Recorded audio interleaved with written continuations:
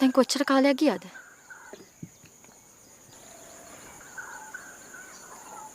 හදවත් අහන්න නැද්ද? මොකද්ද? දැන් ඒකටත් මමද ඉස්සර වෙන්න ඕනේ. මට තේරෙන්නේ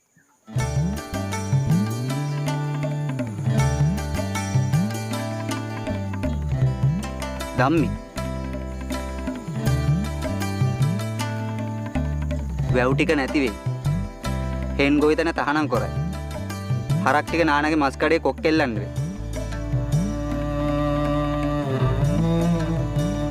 එච්චරද? එච්චරද මේ ගමට වෙන්න තියෙන වින්නහය?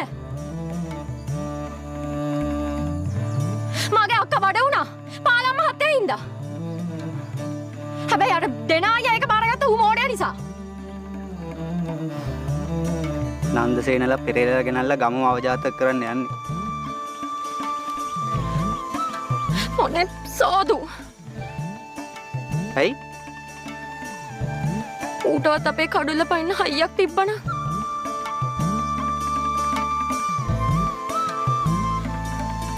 වාරයට ගෙඩියෙන් නැති ගහයි කාලෙට බඩ වෙන්නේ නැති ගෑණිගෙනුයි ගමට රටට ඇති වගතුවක් නෑ. මූසලයි. සිංහ දේනුව නරියෙක් කරැලේ වැටෙන්නේ. සිංහයා තපස් රකින්නවනම් පැටව් තනන්න සිංහ දේනුව නරියෙක්ක නෙවෙයි. ඌරෙක් එක්ක උනත් ලගී.